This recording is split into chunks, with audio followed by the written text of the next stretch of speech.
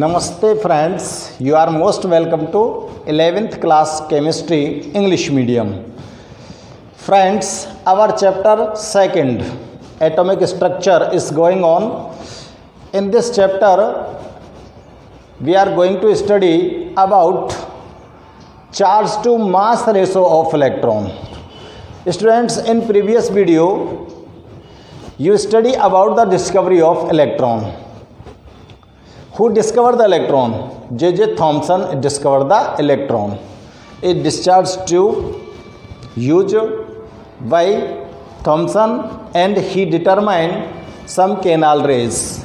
ठीक है ना, कैथोड रेज बोल सकते हैं उनको, कैनाल रेज बोल सकते हैं. और ये जो कैथोड रेज होती है स्टूडेंट्स, इन पर नेगेटिव चार्ज होता है और इन नेगेटिव चार्ज पार्टिकल्स को ही थॉमसन ने बोला था इलेक्ट्रॉन. अब थॉमसन ने जब इलेक्ट्रॉन को डिस्कवर कर लिया तो डिस्कवर करने के बाद इलेक्ट्रॉन्स के चार्ज और मास का क्वेश्चन यहाँ पर पुटअप होता है. इलेक्ट्रॉन पर कितना चार्ज होता है और इसका मास क्या होता है, और इसका चार्ज और मास जो होता है उसका अगर हम रेशो निकालें तो वो क्या आता है. ठीक है ना. तो पहले हम यहाँ पर डिटरमाइन कर रहे हैं students charge to mass ratio of electron. J Thomson ने जिस डिस्चार्ज ट्यूब का यूज़ किया था इलेक्ट्रॉन की डिस्कवरी के लिए, उसी डिस्चार्ज ट्यूब को फिर से अगेन यूज़ किया, थोड़ा सा उसको मॉडिफाइड कर दिया और मॉडिफाइड करने के बाद उसी डिस्चार्ज ट्यूब से इसका मास रेशो डिटरमाइन किया. ठीक है ना. तो देखो इसका मास रेशो किस प्रकार से डिटरमाइन हुआ. तो यहाँ पर मैं हेडिंग डाल रहा हूँ charge to mass ratio of electron. Charge to mass ratio of electron. ठीक है स्टूडेंट्स. तो देखो स्टूडेंट्स यहाँ पर हम स्टार्ट करते हैं. इन 1887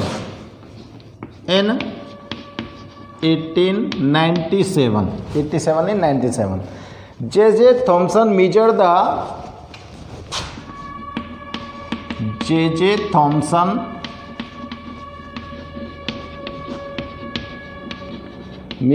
the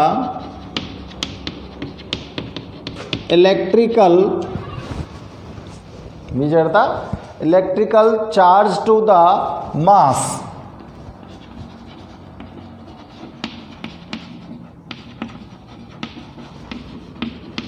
Charge to the mass of electron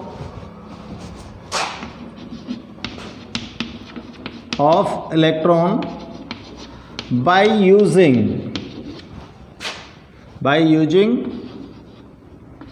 cathode ray tube.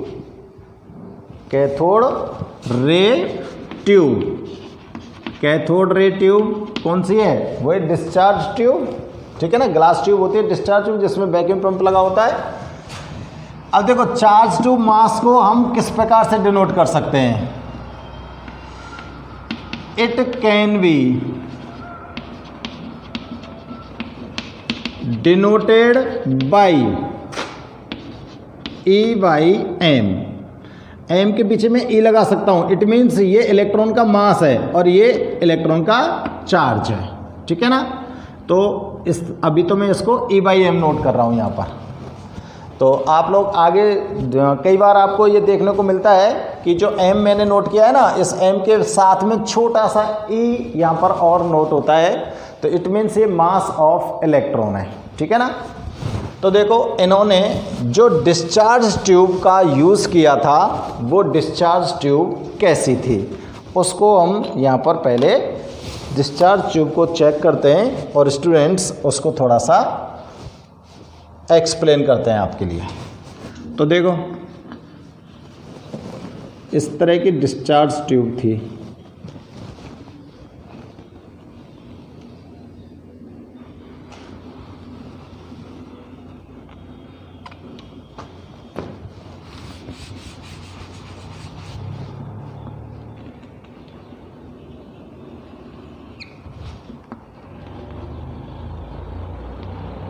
आप लोग फिगर इसी प्रकार का बनाएंगे।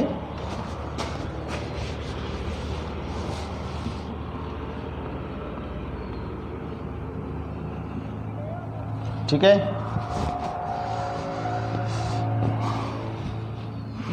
थोड़ा सा नीचे और ले देता हूँ।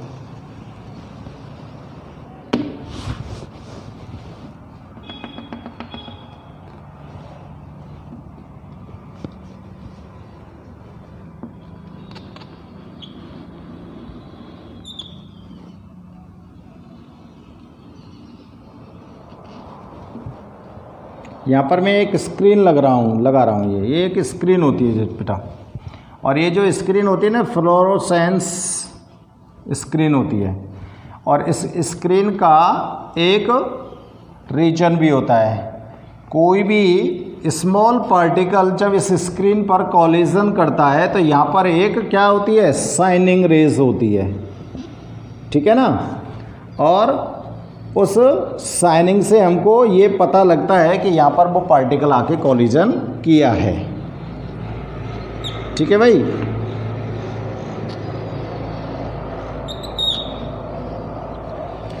इस तरह की ये एक डिस्चार्ज ट्यूब है स्टूडेंट्स, सही है।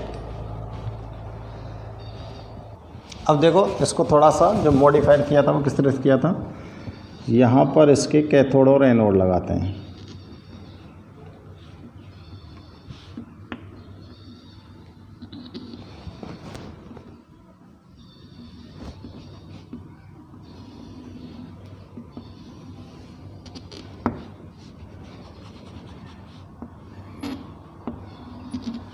ठीक है ना, ये यहाँ पर ये कैथोड और एनोड को हम फिट करते हैं।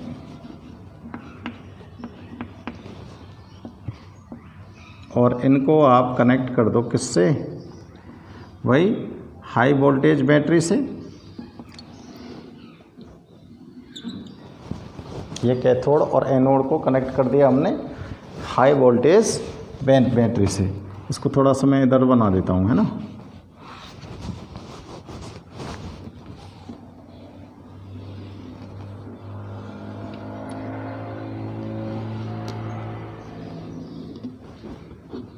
इधर पॉजिटिव चार्ज, इधर नेगेटिव चार्ज। तो ये तो हो गया इसका क्या, एनोड, और ये क्या हो गया इसका कैथोड। अब देखो इसमें मॉडिफाइड क्या किया था इस ट्यूब के अंदर। इस ट्यूब में इलेक्ट्रिक फील्ड और मैग्नेटिक फील्ड दोनों लगाए थे जे थॉमसन ने। तो देखो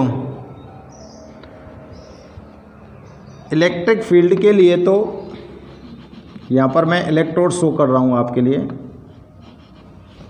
ठीक है ना।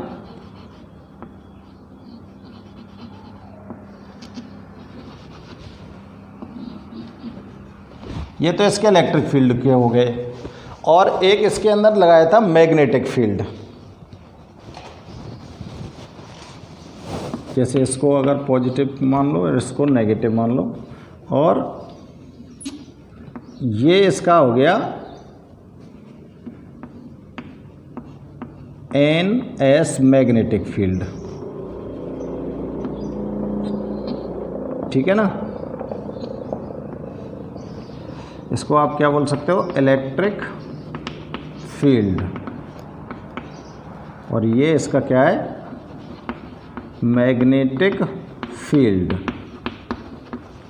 अब देखो स्टूडेंट्स, अब इसके अंदर हाई वोल्टेज की इलेक्ट्रिक को पास किया जाएगा, और देखो इसको क्या बोल सकता हूं मैं, फ्लोरोसेंस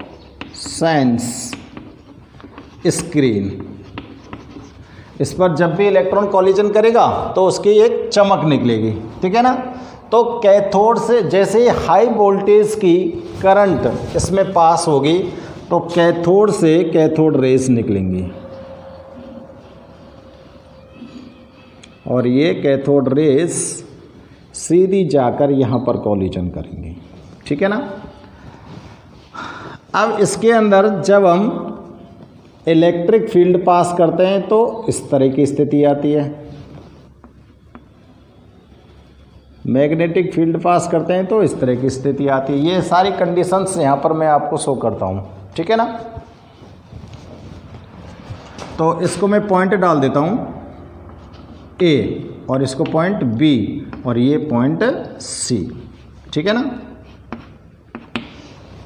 ये कैथोड रेज है भाई, क्या है ये, कैथोड रेज, ठीक है ना। तो ये डिस्चार्ज ट्यूब उसने मॉडिफाइड की थी, किसके लिए, चार्ज टू मास रेशो को डिटरमाइन करने के लिए थॉमसन ने। तो स्टूडेंट्स आपको ये फिगर ड्रॉ करना है, मैं दोबारा से इस फिगर को नहीं बनाऊंगा, आप इस फिगर को ड्रॉ कीजिए और फिर मैं आपको ये एक्सप्लेन करता हूँ, ठीक है ना। अब देखो थॉमसन ने किया क्या था। थॉमसन ने इस हाई वोल्टेज बैटरी से जैसे ही इलेक्ट्रिक करंट पास किया तो यहाँ से कैथोड रेज निकली, और ये कैथोड रेज हमको पता लग गया इलेक्ट्रॉन्स होते हैं। ये कैथोड रेज सीधी जाकर कहाँ पर कॉलिजन करी, कहाँ पर स्ट्राइक किया इन इलेक्ट्रॉन्स ने, फ्लोरोसेंस स्क्रीन के बी पॉइंट पर, है ना। अब देखो स्टूडेंट्स, अब क्या करते हैं, इसी कंडीशन में अगर हम इसके अंदर इलेक्ट्रिक फील्ड जनरेट कर देते हैं, इस जगह पर अगर हम इलेक्ट्रिक फील्ड जनरेट कर देते हैं तो स्टूडेंट्स जैसे इलेक्ट्रिक फील्ड जनरेट करते हैं तो ये जो इलेक्ट्रॉन बी पॉइंट पर जो स्ट्राइक किया था यहाँ से इसका डिफ्लेक्शन होता है और ये डिफ्लेक्टेड होकर पॉइंट ए पर स्ट्राइक करता है। भाई ये डिफ्लेक्टेड होता है, डिफ्लेक्टेड होकर कहाँ पर स्ट्राइक करता है, पॉइंट ए पर स्ट्राइक करता है, ठीक है ना। इट मीन्स क्या हुआ भाई, इलेक्ट्रॉन पर चार्ज था, पार्टिकल्स पर चार्ज था और चार्ज के कारण उसका क्या हुआ, डिफ्लेक्शन हुआ, और डिफ्लेक्शन के कारण ये कहाँ पर जाकर स्ट्राइक किया, ए पॉइंट पर। आप लोग ध्यान से चेक करो, इलेक्ट्रॉन पार्टिकल्स जो होते हैं उन पर नेगेटिव चार्ज होता है और नेगेटिव चार्ज होता है तो किसकी तरफ स्ट्राइक कर रहा है, समझ आ रही है बात, एनोड की तरफ स्ट्राइक कर रहा है ना। तो इसका मतलब इस इलेक्ट्रॉन पर कौन सा चार्ज है, नेगेटिव चार्ज है, इसलिए यहाँ पर स्ट्राइक कर रहा है। अब क्या करते हैं स्टूडेंट्स, इलेक्ट्रिक फील्ड को स्टॉप कर देते हैं और अब इसके अंदर इसके द्वारा मैग्नेटिक फील्ड पास करते हैं।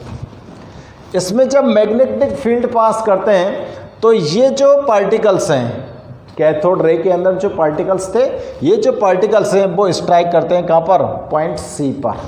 कहाँ पर स्ट्राइक करते हैं, पॉइंट सी पर, ठीक है ना।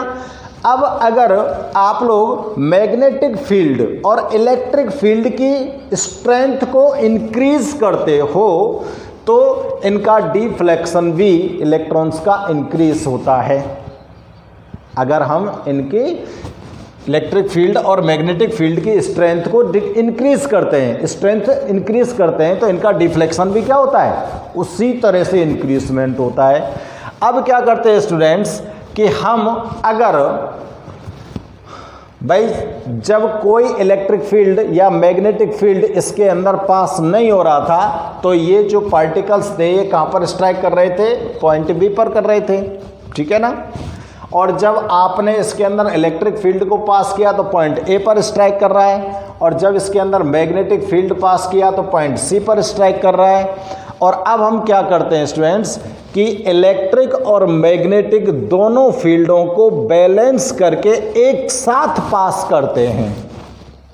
समझ आ रही है मेरी बात, इलेक्ट्रिक फील्ड और मैग्नेटिक फील्ड दोनों फील्ड को बैलेंस करके, दोनों की जो वैल्यू है उनको क्या कर लेते हैं, बैलेंस कर लेते हैं। बैलेंस करके थॉमसन ने किया था ये काम। थॉमसन ने क्या किया, इलेक्ट्रिक फील्ड और मैग्नेटिक फील्ड दोनों को बैलेंस किया और बैलेंस करके एक साथ पास किया। और जब इसने एक साथ पास किया तो स्टूडेंट्स थॉमसन ने देखा कि जो पार्टिकल्स थे वो उसी पथ पर, उसी पाथ पर स्ट्राइक करते हैं जिस पाथ पर वो फॉर्मर स्टेज में विदाउट इलेक्ट्रिक और मैग्नेटिक फील्ड के स्ट्राइक कर रहे थे। ठीक है ना। यानी कि जब ये इक्वल वैल्यू में दोनों फील्ड पास किए जाते हैं तो particles strike on fluorescence screen at point B, और this is the which point there this particle strike when no field are pass in the tube. जब ट्यूब के अंदर कोई भी फील्ड पास नहीं हो रहा था तो ये पार्टिकल्स बी पॉइंट पर ही तो स्ट्राइक किया था, और जब बैलेंस पोजीशन में इसमें ये दोनों फील्ड पास किए तो भी यहीं पर आया। मैग्नेटिक फील्ड से कहाँ स्ट्राइक किया? सी पॉइंट पर। इलेक्ट्रिक फील्ड से कहाँ पॉइंट से स्ट्राइक किया? बी पॉइंट पर। तो इस इलेक्ट्रॉन के डिफ्लेक्शन से थॉमसन ने कुछ कंक्लूजन दिए और बताया कि जो इलेक्ट्रॉन्स का यानी कि पार्टिकल्स का जो डिफ्लेक्शन होता है ये कुछ फैक्टर्स पर डिपेंड करता है। वो क्या क्या फैक्टर्स होते हैं, उन फैक्टर्स को थॉमसन ने एक्सप्लेन किया। तो आप एक बार इस फिगर को ड्रॉ कीजिए, मैं वो फैक्टर्स आपको एक्सप्लेन करता हूँ। ड्रॉ करो फिगर को। अब देखो फिगर के नीचे लिखना है according to Thomson the deflection of particles. According to Thomson, deflection of particles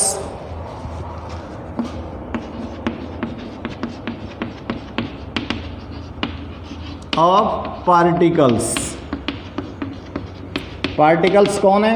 electron है, पता लग गया हमको पहले ही। particles depends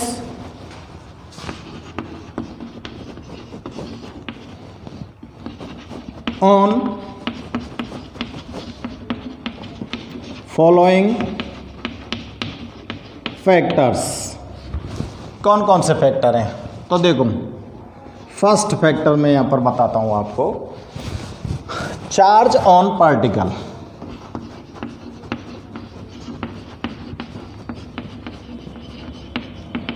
पता लग गया ना भाई, पार्टिकल्स के ऊपर जो चार्ज था उसके अकॉर्डिंग जब इलेक्ट्रिक फील्ड आपने पास किया था तो वो पार्टिकल कहाँ जाके स्ट्राइक हुआ था?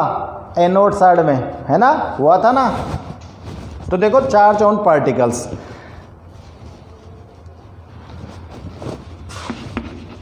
The greater charge on particle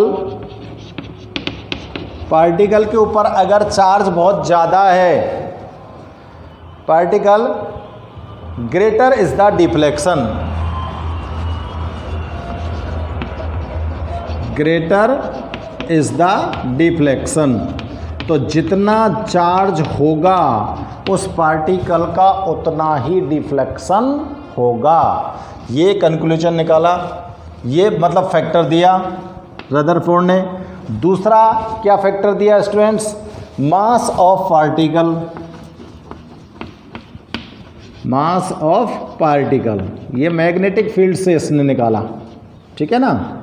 तो देखो पार्टिकल जितना हल्का होगा, पार्टिकल जितना हल्का होगा, लाइट इन वेट होगा, उसका डिफ्लेक्शन उतना ही ग्रेटर होगा, और पार्टिकल जितना हैवी होगा उसका डिफ्लेक्शन उतना ही कम होगा, ठीक है ना।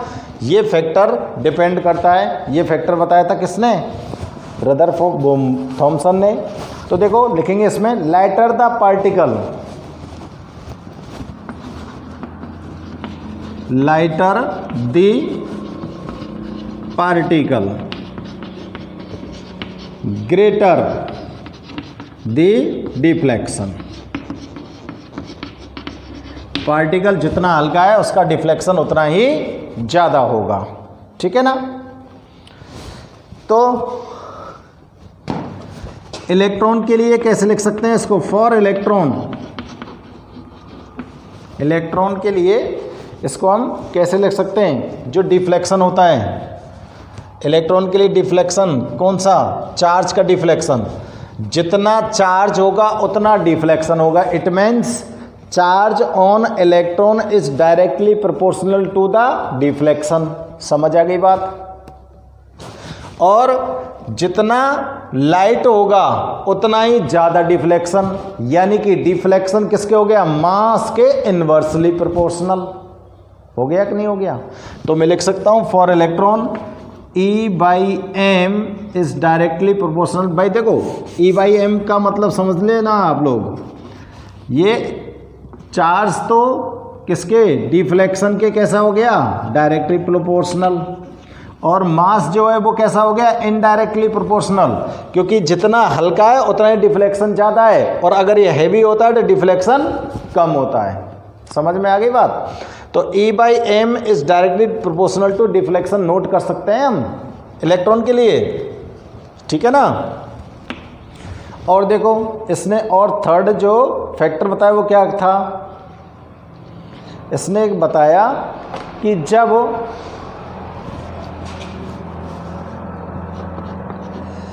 when only, जब आप केवल इलेक्ट्रिक फील्ड पास करते हो, when only electric field is applied, electric field is applied, जब केवल इलेक्ट्रिक फील्ड अप्लाई किया जाता है तो क्या हुआ था, कहां पर स्ट्राइक किया था, the electron deviate and hit eight point A, the electron deviate and hit eight point A, fluorescence screen के पॉइंट ए चेक करो। जब आपने इलेक्ट्रिक फील्ड को अप्लाई किया तो इलेक्ट्रॉन डेविएट हुआ, डेविएशन हुआ इलेक्ट्रॉन में, और डेविएट होकर वो कहाँ पर हिट किया उसने, पॉइंट ए पर, ठीक है ना। तो एक बार इसको नोट करो आप लोग, और अगली कंडीशन को चेक करते हैं। अब देखो, when only magnetic field is applied, जब आपने मैग्नेटिक फील्ड को अप्लाई किया तो क्या हुआ, इलेक्ट्रॉन कहाँ पर स्ट्राइक हुआ पॉइंट सी पर, electron strikes at point C, electron strikes at point C, ठीक है ना। और थर्ड कंडीशन में क्या किया था, दोनों को इक्वल अमाउंट में पास किया, तो इलेक्ट्रॉन कहाँ पर स्ट्राइक हुआ, पॉइंट बी पर, हुआ कि नहीं हुआ, ठीक है ना। In the presence of both, in the presence of both electric and magnetic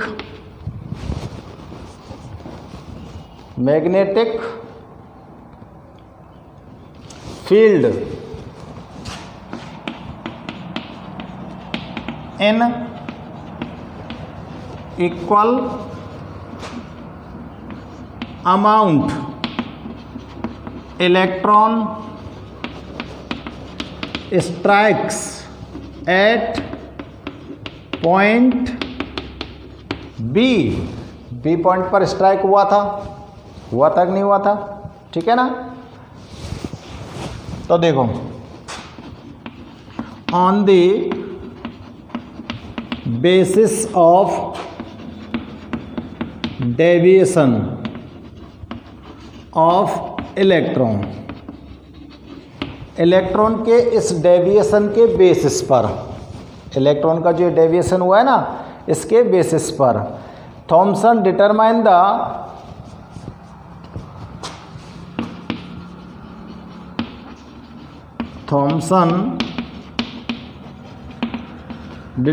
the value of E/m, ये जो डेविएशन हुआ था इलेक्ट्रॉन्स का मैग्नेटिक फील्ड, इलेक्ट्रिक फील्ड और बोथ फील्ड में, इस डेविएशन के बेसिस पर थॉमसन ने E/m की वैल्यू को डिटरमाइन किया, ठीक है ना, और डिटरमाइन करके हमको बताया कि वो कितनी होती है। एस लिख दूँ वैल्यू को, चलो यहाँ लिख देता हूँ, 1.75 × 10⁸ पर kg E/m की वैल्यू ये आती है, ठीक है ना। 1.76 × 10⁸ पर kg ये वैल्यू आती है चार्ज टू मास की अकॉर्डिंग टू थॉमसन। देखो कैलकुलेशन तो हम यहाँ पर कर नहीं रहे, लेकिन आप यहाँ पर केवल इस वैल्यू को चेक कर सकते हो, ठीक है ना। अब देखो हम इस चार्ज टू मास की जो वैल्यू हमको यहाँ पर ऑब्टेन हुई है, इस चार्ज टू मास की वैल्यू से स्टूडेंट्स अब आपको डिटरमाइन करना है इलेक्ट्रॉन का चार्ज, स्पेशली इलेक्ट्रॉन का चार्ज कितना होता है और इलेक्ट्रॉन का मास कितना होता है। अब चार्ज टू मास रेशो तो आ गया आपके पास इतना, थॉमसन ने डिटरमाइन कर दिया, ठीक है ना। अब हमको डिटरमाइन करना है इलेक्ट्रॉन का चार्ज, कि इलेक्ट्रॉन पर चार्ज कितना होता है। उसके बाद हमको डिटरमाइन करना है क्या, इलेक्ट्रॉन का मास। तो स्टूडेंट्स इलेक्ट्रॉन पर जो चार्ज होता है वो इलेक्ट्रॉन के चार्ज का चार्ज ऑन इलेक्ट्रॉन,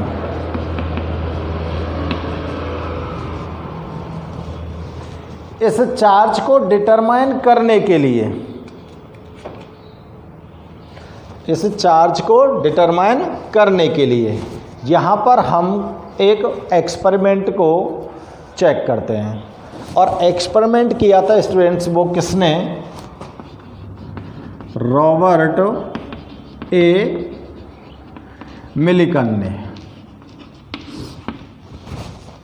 नाम ध्यान रखना साइंटिस्ट का। इलेक्ट्रॉन पर चार्ज को डिटरमाइन करने के लिए किसने एक्सपेरिमेंट किया, रॉबर्ट ए मिलिकन ने। और जो ये एक्सपेरिमेंट था इसको क्या नाम दिया गया था, ऑयल ड्रॉपलेट्स एक्सपेरिमेंट, ठीक है ना। क्या नाम दिया गया, ऑयल ड्रॉपलेट एक्सपेरिमेंट। और इस ऑयल ड्रॉपलेट्स एक्सपेरिमेंट से इलेक्ट्रॉन्स के ऊपर जो चार्ज होता है, आपको पता है चार्ज कितना होता है, अब तो हमको 19 कूलम, ये वाला जो चार्ज होता है इसको डिटरमाइन किया गया था। तो इलेक्ट्रॉन पर ये जो चार्ज है इसको किस प्रकार से इस ऑयल ड्रॉपलेट एक्सपेरिमेंट से हम डिटरमाइन करें, इसके लिए नेक्स्ट वीडियो में हम आपको एक्सप्लेन करेंगे, ठीक है ना। तो आप नेक्स्ट वीडियो में चेक करोगे स्टूडेंट्स क्या, charge on electrons. Okay, thank you.